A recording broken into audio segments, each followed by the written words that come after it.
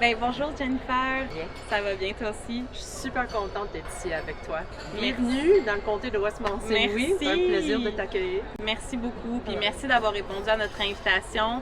Tu sais, dans l'actualité dernièrement, ben on a appris une bonne nouvelle en fait. C'est assez rare qu'on entend qu'il y a des surplus comme ça de montants où est-ce que le gouvernement se demande quoi faire avec un surplus d'argent. Et là, je parle des centaines de millions de dollars de surplus qu'il y a dans le fonds d'assurance parentale. Le fonds d'assurance parentale qui finance le régime québécois d'assurance parentale, le fameux RQAP, nos congés parentaux. Est-ce que, je pense qu'on pourrait commencer peut-être par expliquer aux parents qu'est-ce que c'est le fonds d'assurance parentale, comment ça finance le RQAP, puis juste le fonctionnement derrière tout ça. C'est une super question, le RQAP, qui a pris naissance en 2006 sous le gouvernement libéral.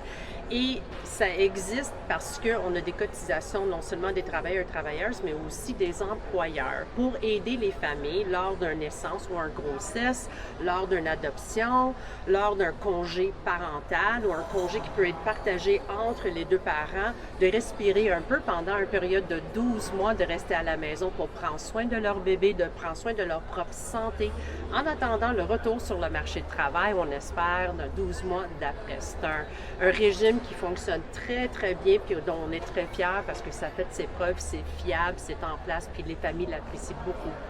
Vraiment, ben oui, c'est une fierté certainement pour tous les parents. Puis là, ben ce qu'on apprend, c'est que en raison de la diminution des naissances, en fait, il y a un surplus dans ce fonds-là. Et là, ce qu'on apprenait dans cette série d'articles il y a quelques semaines, c'est que le gouvernement se questionnait qu'est-ce qu'on va faire avec ces centaines de millions de dollars? Est-ce qu'on va baisser les cotisations aux employeurs? Est-ce qu'on va bonifier les prestations d'assurance parentale? Et nous, ben, à ma place au travail, évidemment, on avait tout de suite une idée. C'était évidemment d'aider les parents, c'est ce qu'on nomme depuis le début. Il faut trouver des façons d'aider financièrement les parents qui ne peuvent pas retourner au travail après leur congé parental parce qu'ils n'ont pas de place en garderie. Il y a tellement de filets sociaux au Québec qui vont aider les personnes qui se retrouvent malgré eux dans une situation difficile. Là, on pense à, je sais pas, un accident de voiture, une perte d'emploi. Mais quand on arrive à la fin de notre congé parental puis qu'on se retrouve sans place en garderie, ben on n'a rien. On peut pas bénéficier d'une aide. Et pourtant, on le sait, là, il manque des dizaines de milliers de places encore dans le réseau des services de garde éducatifs à l'enfance. Puis là, ben, une aide financière temporaire, on avait même fait une pétition là-dessus l'année dernière. Ce serait une façon d'au moins alléger le fardeau financier des parents puis les aider à respirer un peu. Puis d'ailleurs, je pense que ça fait plusieurs années que vous aviez proposé notamment de pouvoir prolonger le régime québécois d'assurance parentale pour les familles qui ne peuvent pas se trouver de place en garderie. Est-ce que tu pourrais nous en dire un peu plus sur cette proposition-là que vous aviez? C'est vrai, c'est depuis la dernière législature en 2021 que le Parti libéral avait proposé, sans savoir qu'il y avait quand même un surplus dans ce régime pour aider les familles, de faire un prolongement du RQAP de 6 mois pour aider les familles qui ne retrouvaient jamais une place en service de garde.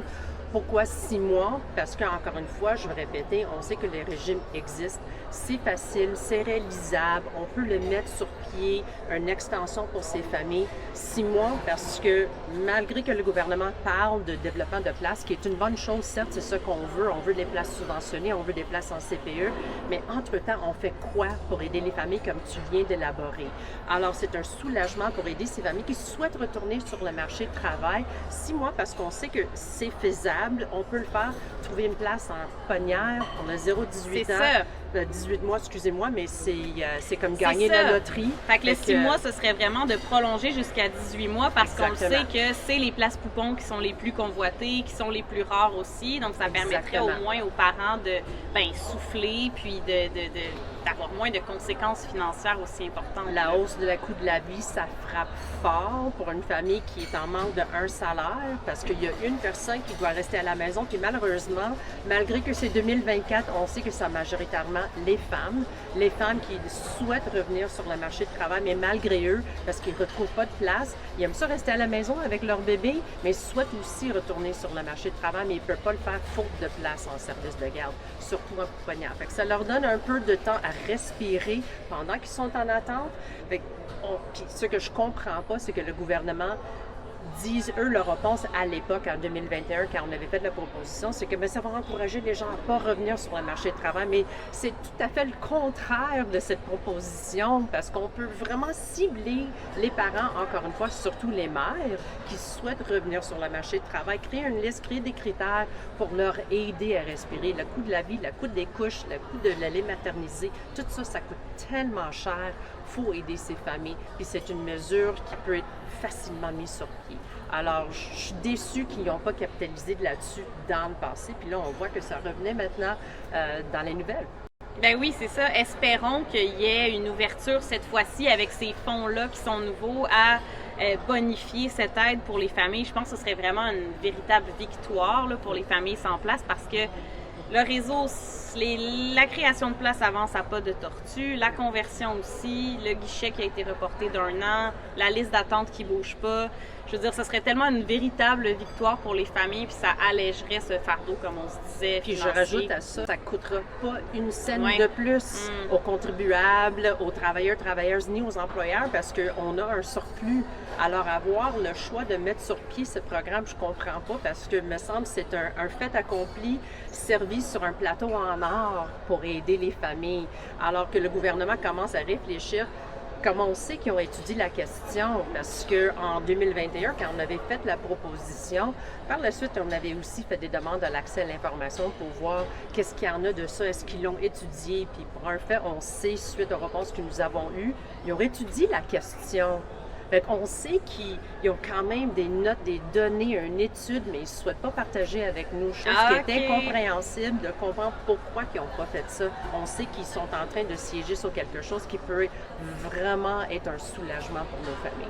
Puis, est-ce qu'en termes de prochaines étapes, justement, vous avez l'intention de contacter la ministre de l'Emploi pour lui refaire part de cette idée-là ou essayer de voir si on peut avoir accès à ces études-là ou peut-être que, étant donné qu'on a ce surplus important maintenant, ça change quelque chose, en fait, puis il y a des variables qui, possiblement, étaient dans l'étude qui seraient modifiées, donc peut-être que ça simplifierait les choses. Est-ce que c'est une idée que vous allez continuer de mettre de l'avant auprès du gouvernement cet automne? C'est certain qu'on revient avec la proposition, comme ça faisait partie de notre campagne électorale en 2022. C'est une mesure concrète du Parti libéral qu'on avait proposée à l'époque, avant les élections, pendant les élections. Maintenant, on est dans une nouvelle législature, puis on a l'intention de toujours marteler là-dessus. Pourquoi? Parce qu'on sait que c'est faisable, on sait que c'est possible, puis on sait que le gouvernement, encore une fois, a quand même une étude qui probablement explique qu'on peut faire ça, même que c'est partout dans les nouvelles, le gouvernement a un choix de faire avec un surplus d'argent. Alors oui, on a l'intention de revenir, que ce soit en chambre, que ce soit en commission, que ce soit par le biais des lettres, des pétitions ou des alliances avec des partenaires pour faire comprendre au gouvernement qu'il y a une mesure temporaire qui pourrait aider les familles jusqu'à temps que le réseau est complètement développé, chose que la ministre de la Famille nous dit est impossible. Mais dans le fond, on a le moyen de nos ambitions de mettre ça sur pied, alors pourquoi pas le faire? Fait que oui, on a l'intention de toujours revenir là-dessus. Puis lors des prochaines élections en 2026, si c'est toujours pas sur pied, bien, ça va encore faire partie de notre plateforme électorale parce que c'est important. Tellement, c'est vraiment important. Puis nous aussi, en tout cas, on va porter la voix des parents qui nous demandent depuis longtemps là, une aide financière. Donc on espère qu'il y aura une écoute de la part de la ministre de l'Emploi puis qu'ils pourront considérer cette option-là. Ce serait vraiment génial. Merci énormément, Jennifer. Bien, merci à toi, c'était très agréable.